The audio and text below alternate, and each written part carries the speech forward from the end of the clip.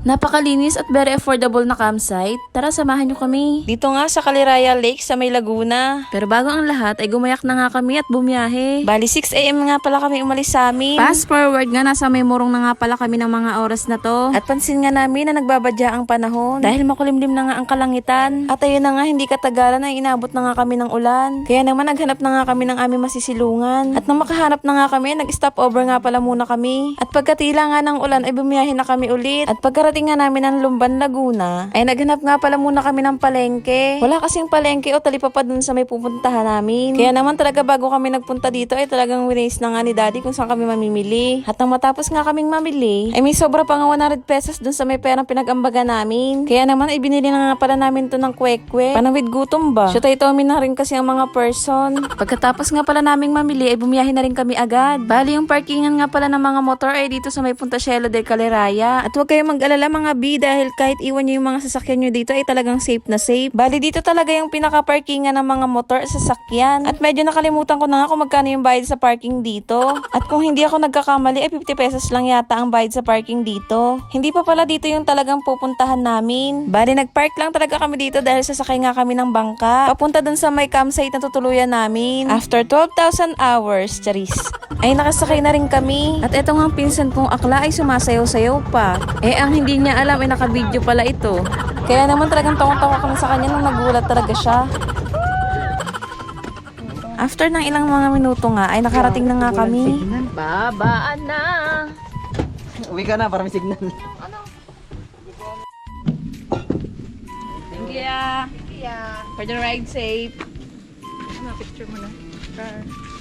Tayo nga pala, Kuya Will. Artista na Kuya Will.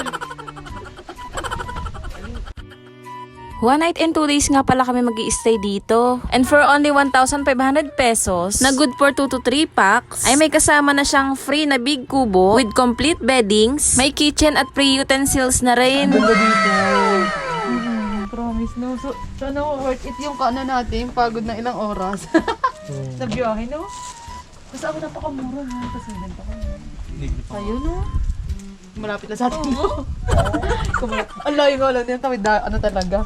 Pero ano? At kung gagamit ka nga ng kanilang gasol ay 200 pesos nga lang pataas. Kaya naman pagkarating nga namin ay nagsipaghanda na nga kami ng aming makakain.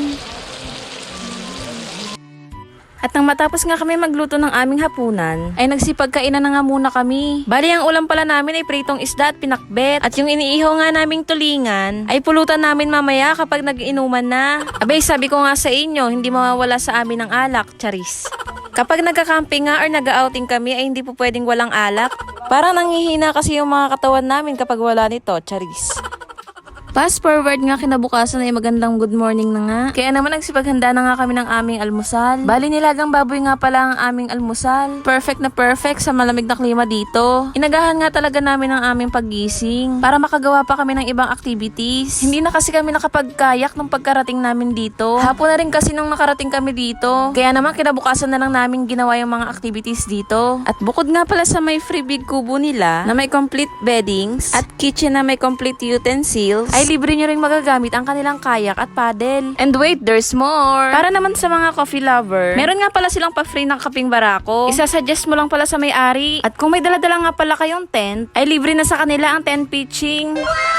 At sa mga mahihilig naman lumangoy, ay meron din pala silang swimming pool, infinity and kiddie pool na perfect para sa mga mahihilig mag-chill. O diba, san ka pa? Super highly recommended talaga tong lugar na to. Dahil bukod sa napakaganda at maaliwalas ang lugar, very Instagrammable din. Grabe nga at super ganda talaga dito. Ang sarap balik-balikan ng lugar na to. Dahil bukod sa napakaganda ng lugar, ay sobrang bait din ng may-ari. At sa mga magkakayak nga pala na hindi marunong lumangoy, ay huwag kayong mag-alala dahil meron din pala silang life vest. At pwedeng-pwede nga kayong magkayak dyan kahit ilang oras pa ang gusto nyo. Bali, ito nga pala yung kanilang kiddie pool at saka yung kanilang infinity pool. At sa may gilid nga lang nun ay meron din silang cottage. At ang lahat nga ng yan ay kasama na sa may 1,500 pesos na good for 2 to 3 packs. At kung lalagpas nga kayo na ng 2 to 3 packs, ay may extra payment na 350 pesos per head. O diba, super affordable. Dahil sa 1,500 pesos only, ay marami ka nang maa-avail.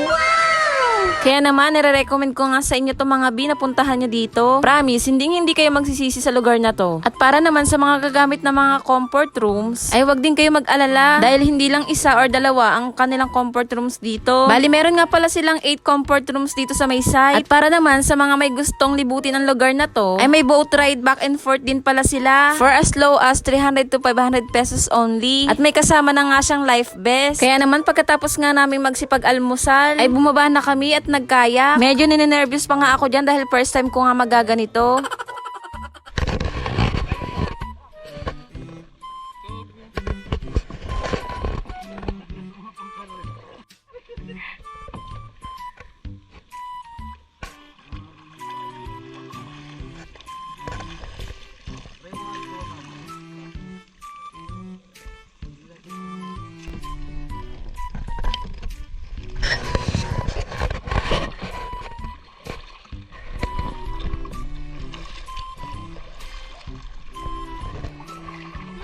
Super enjoy din palang magkayak. Sa una lang pala nakakatakot. Kasi syempre, di ba, first time ko nga. Tapos hindi pa ako marunong lumangoy, charis. Nang matapos nga kami magkayak, ay for the duyan-duyan na nga muna ang mga person. Habang nagiintay nga kami ng oras ng aming pag-uwi, tamang tambay lang muna kami dito at pahangin. Super relaxing kasi ng kapaligiran dito. Mapupuno rin kasi at lahat na makita mo ay puro green. Kaya naman pagkatapos nga namin mag-relax, ay nagluto na nga kami ng aming lunch para bago man kami umuwi ay mga busog na ang mga person. Hindi ko na nga nabidyohan yung aming pagkain. Kaya naman nung matapos na nga kaming kumain ay nagsipaggayakan na nga kami. At ayun lang muna for today's video. Thank you for watching mga B.